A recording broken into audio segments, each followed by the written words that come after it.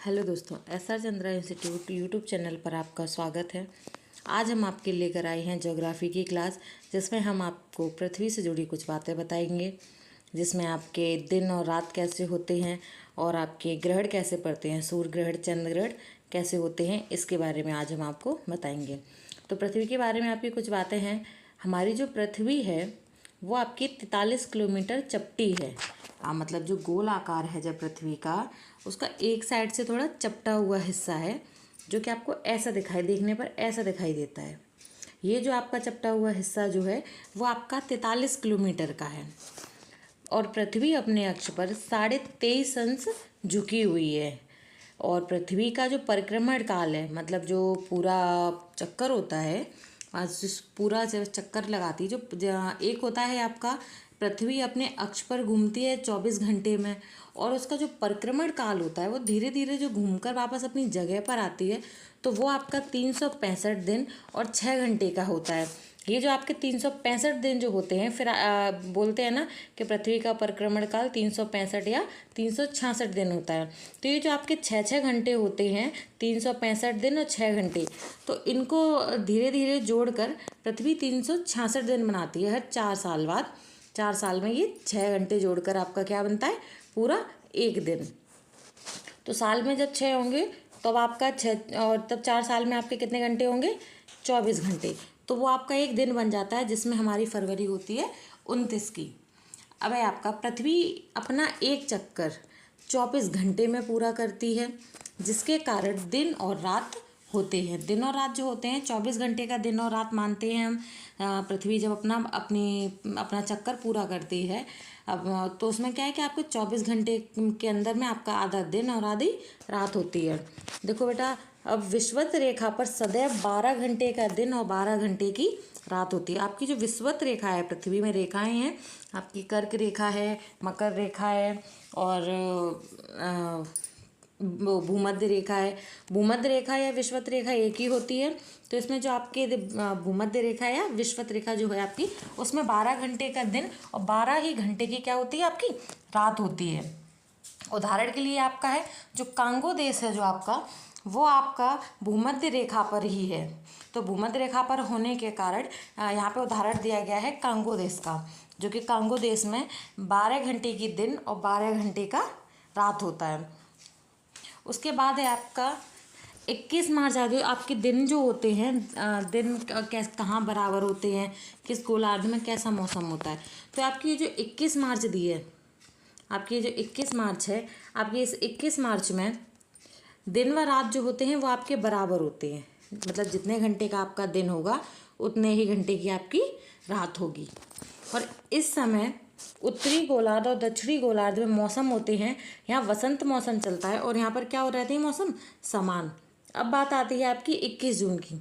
21 जून को सूर्य की लंबवत किरणें कर्क रेखा पर पड़ती हैं। आपकी जो सूर्य की जो लंबवत किरणें हैं वो कहाँ पड़ती हैं, कर्क रेखा पर, जिसके कारण दिन बड़े और रातें छोटी होती हैं। 21 जून को जो है वो आपका दिन बड़ा होता है और रात छोटी होने लगती है यहाँ से। अब है आपकी 23 सितंबर की।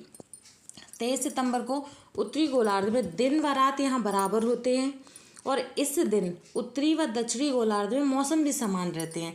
यानी कि उत्तरी गोलार्ध में दिन व रात भी समान रहते हैं और यहाँ पर आपका मौसम भी समान रहता है। अब बात आती है आपकी 22 दिसंबर की। 22 दिसंबर में है आपका, 22 दिसंबर को सूर्य की लंबवत किरणें मकर रेखा पर पड़ती हैं, जिससे दक्षिणी गोलार्ध में दिन बड़े व रातें छोटी होती हैं। देखो 22 दिसंबर, अभी हमारे शरद ऋतु आने वाली है धीरे धीरे। इसमें क्या है कि आपके यहाँ पे दिसंबर में आपके दिन छोटे होंगे और आपकी रातें बड़ी होना स्टार्ट हो चुकी हैं। तो यहाँ पे जब 22 दिसंबर आएगा तो यहाँ पर दिन और बढ़ जाएगा, मतलब दिन यहाँ पर बड़े होने लग जाएंगे और रात आपकी छोटी होने लग जाएगी। इसके बाद आती है आपकी घूर्णन गति। घूर्णन गति है, इसके कारण दिन व रात होते हैं। जब पृथ्वी जो घूर्णन गति करती है अपने अक्ष पर, तो उसके कारण वही 24 घंटे का चक्कर करती है पूरा। तो वो क्या है कि उसकी वजह से हमारे दिन और रात होते हैं। पृथ्वी के झुकने का कारण है दिन व जो पृथ्वी का झुकाव है, इसके कारण से क्या होता है, दिन और रात में अंतर होता है। कभी ऐसा होता है कि कभी दिन ज़्यादा बड़ा होता है, रात छोटी होती है, कभी रात बड़ी होती है तो दिन छोटा होता है। तो जो पृथ्वी का ये झुकाव है इसके कारण होता है। परिक्रमण में होता है कि परिक्रमण के कारण इसमें मौसम परिवर्तन होता है। जैसे कि आपके 365 दिन हैं, तो आपके 365 दिनों में आपका एक मौसम नहीं रहता, सर्दी होती है, गर्मी होती है, बरसात का मौसम होता है। तो ऐसे जो मौसम है, तो वो आपके यहाँ पे मौसम परिवर्तन जो होता है वो परिक्रमण के कारण होता है। जो आपका परिक्रमण पृथ्वी करती है वो आपका 365 दिन और 6 घंटे में पूरा करती है। अब बात आती है आपकी सूर्य ग्रहण की। देखो सूर्य ग्रहण कब पड़ता है? सूर्य ग्रहण अमावस्या को पड़ता है। और पूर्ण सूर्य ग्रहण जब होता है तो उसमें आपको जो ब्लैक सूर्य ग्रहण में जो आपकी ब्लैक वो ढका हुआ सूर्य दिखाई देता है ऐसे करके, तो उसमें क्या होता है कि अब वो आपकी जो परत दिखाई देती है वो उसे बोलते हैं क्रीट या कोरोना, जिसे हम देख पाते हैं सूर्य ग्रहण के समय। और पृथ्वी और सूर्य के बीच में जब चंद्रमा आ जाता है तब सूर्य ग्रहण होता है। अब बात आती है चंद्र ग्रहण की। तो आपका जो चंद्र ग्रहण है ये पूर्णिमा की रात को पड़ता है और सूर्य और चंद्रमा के बीच पृथ्वी आ जाती है तब चंद्र ग्रहण होता है। अब आपके इसमें है आपके ज्वार भाटा।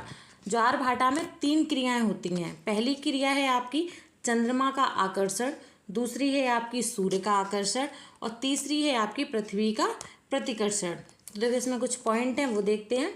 तो जल के ऊपर उठने को ज्वार तथा नीचे गिरने को भाटा कहते हैं। अमावस्या व पूर्णिमा के दिन चंद्रमा, सूर्य, पृथ्वी तीनों एक सीध में होते हैं तब बृहद ज्वार होता है।